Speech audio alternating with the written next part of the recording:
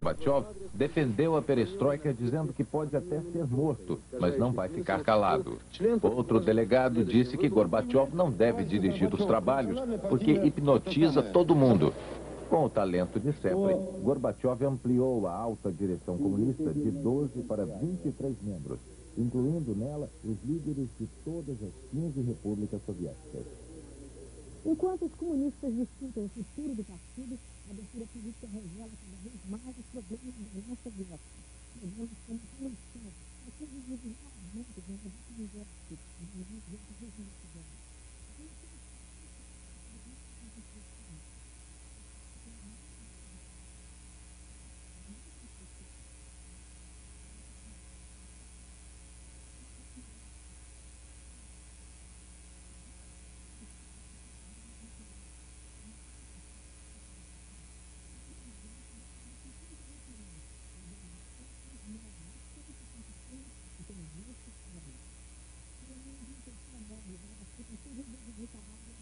entre grevistas e funcionários públicos que queriam trabalhar. Os grevistas ligados à oposição sandinistas chegaram a culpar a rádio e a televisão estatais para impedir um pronunciamento da presidente Violeta Chamorro. Agora à noite, a polícia desalojou os grevistas. Eles exigem aumento de salário, garantia de emprego e são contra o programa de privatização da economia nicaragüense. O encontro das 7 superpotências. E a escolha do melhor jogador da Copa. Veja depois dos comerciais.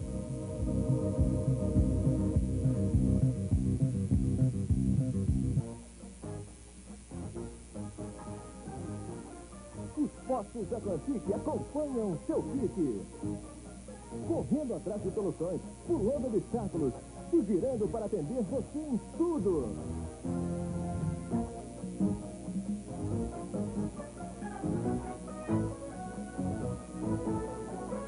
Postos Atlantique, um ritmo de criatividade para deixar seu carro em forma. Venda especial de portas e janelas no Emura Home Center. Só até quarta-feira você aproveita essas ofertas incríveis. Porta lisa para pintura Fux a partir de 830 cruzeiros. Veneziana Seuritec 6 folhas com vidro a partir de 9.990. Vitro basculante Seuritec com vidro a partir de 1.490 cruzeiros. Venda especial de portas e janelas. Só até quarta-feira no Emura Home Center. Toca pro Emura.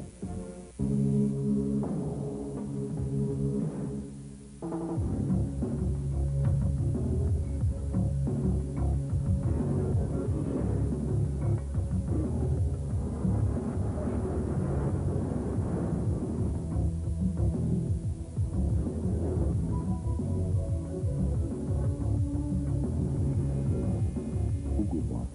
Os líderes vestem.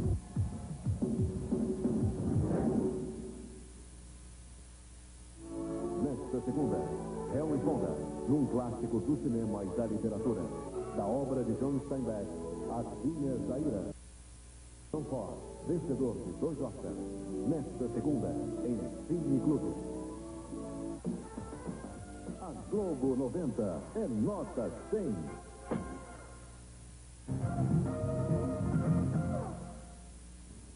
Os Estados Unidos querem apoiar a revolução econômica liberal na América Latina. O editorial de hoje do mais importante jornal norte-americano, o New York Times, diz hoje que a América Latina vive uma mudança quase tão grande quanto o leste europeu. As ditaduras deram lugar a governos democráticos e as economias estatizadas abrem caminho para o mercado livre, observa o New York Times. Em Houston, no Texas, durante a reunião de cúpula dos 7 países ricos, o repórter Paulo Henrique Amorim entrevista o presidente do Banco Interamericano de Desenvolvimento. O economista Henrique Iglesias, ex-ministro do Exterior uruguaio, é o homem que vai receber o dinheiro do Plano Bush. O senhor acha que são suficientes os recursos de 300 milhões de dólares, sendo 100 milhões dos Estados Unidos, que o presidente Bush anunciou para o BID agora? Olha, os recursos não são apenas esses 300 milhões de dólares. Nós estamos falando na área do BID de 22 bilhões de dólares em 4 anos. Os 300 milhões de dólares adicionais são doações para criar na América Latina um ambiente favorável para os investimentos privados.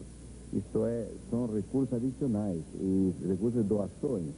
É por isso que eu acho que é um uma contribuição significativa. Mas o senhor não acha também que o presidente Bush está sendo muito avaro, está soltando muito pouco dinheiro?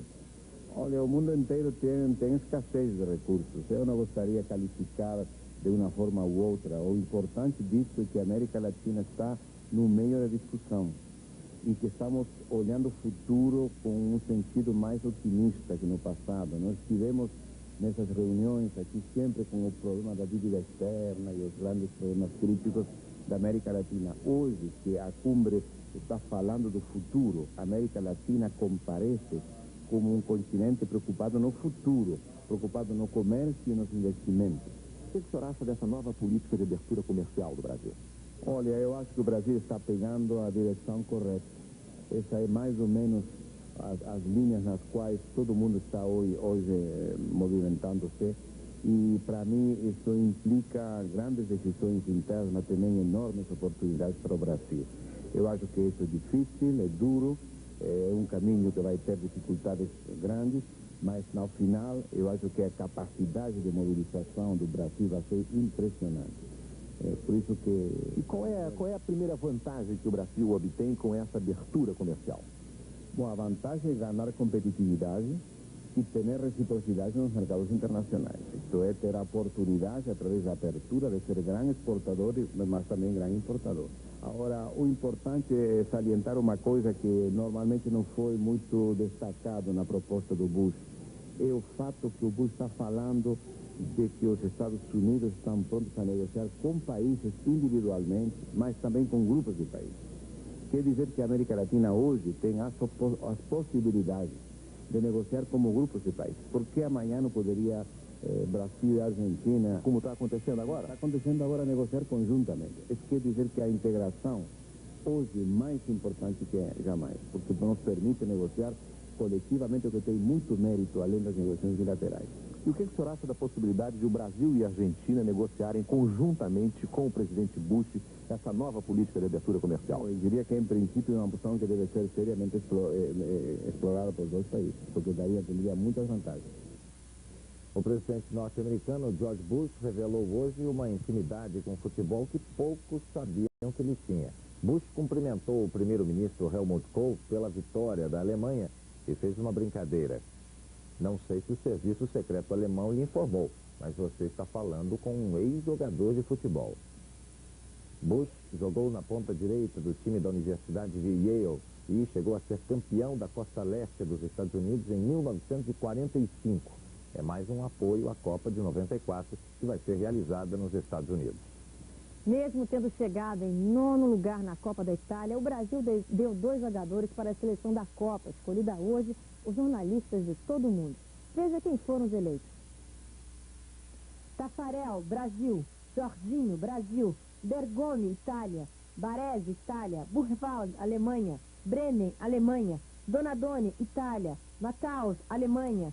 Schifo, Bélgica. Klinsmann, Alemanha. E Schillaci, da Itália. A imprensa internacional, mesmo reconhecendo que não houve o pênalti marcado contra a Argentina na decisão da Copa, considera uma vitória do futebol, o título ganho pela Alemanha. A imprensa é também unânime em condenar a retranca e a violência dos argentinos. O técnico campeão mundial, Franz Beckenbauer, vai além na condenação ao defensivismo do time de bilhardo. Veja o que ele diz. Para o bem do futebol, a Argentina nem deveria ter disputado a final.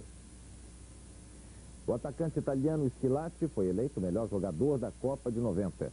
Artilheiro da Copa com 6 gols, Schillaci foi escolhido numa votação dos jornalistas que estiveram na Itália. Ele recebeu 1.629 votos. Em segundo lugar ficou o meio-campo Lothar Matthaus, da Alemanha, e em terceiro o argentino Diego Maradona. Schillaci, um siciliano de 25 anos e que joga na Juventus de Turim, marcou o primeiro gol dele e da Itália contra a Áustria. Contra o Uruguai, Schillaci fez o gol mais bonito e que o transformou de vez no maior ídolo do futebol italiano. Ele voltou a marcar contra a Irlanda, gol que levou a Itália às semifinais. E contra a Inglaterra, na decisão do terceiro lugar, fez o gol que lhe deu o troféu de artilheiro da Copa do Mundo de 90.